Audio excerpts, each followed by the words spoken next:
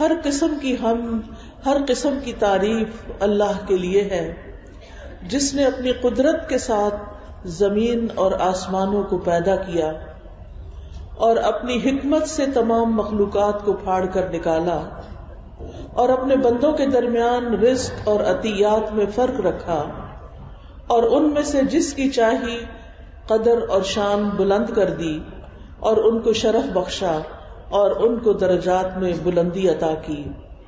تو یہ ساری تدبیر کس کی ہے؟ صرف اور صرف اللہ رب العزت کی۔ اس میں کسی انسان، کسی فرشتے، کسی جن کا کوئی بھی حصہ نہیں۔ اس لیے ہم سب اللہ ہی کی تعریف کرتے ہیں۔ ہم سب جانتے ہیں کہ اس دنیا میں ہم بہت تھوڑی مدت کے لیے آئے ہیں۔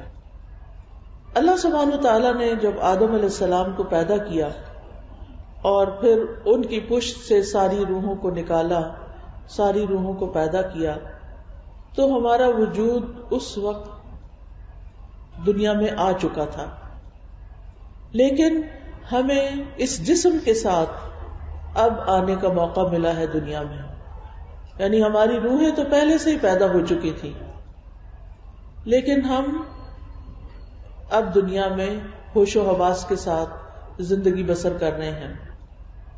اس وقت سے جب سے ہماری روح پیدا ہوئی اب تک کتنا عرصہ گزرا، کسی کو کچھ یاد ہے؟ نہیں پتا۔ پھر آپ دیکھیے کہ ہم چند سال کے لیے اس دنیا میں ہیں، اس کے بعد پھر ہم دنیا سے چلے جائیں گے، یعنی فوت ہو جائیں گے۔ فوت ہونے کے بعد لوگ قبروں میں جاتے ہیں۔ کبھی آپ کسی قبرستان کے پاس سے گزرے؟ آپ کو کچھ پتا چلتا ہے کہ یہ کب سے یہاں دفن ہے؟ نہیں۔ آدم علیہ السلام سے لے کر اب تک جتنے لوگ فوت ہو چکے ہیں وہ سب فوت ہو کر زمین کے اندر جا چکے ہیں۔ یہی انجام ہمارا بھی ہونے والا ہے، اور ہمیں نہیں پتا کہ ہم نے قبر میں کتنے سال رہنا ہے۔ ہو سکتا ہے 1000 سال ہو سکتا ہے 2000 سال ہو، اللہ ہی بہتر جانتا ہے۔ پھر دوبارہ ہم قیامت کے دن جی اٹھائے جائیں گے۔ قیامت کا ایک دن کتنا لمبا ہے کسی کو پتا ہے؟ 50,000 سال۔ پھر اس کے بعد جنت ہے یا جہنم ہے،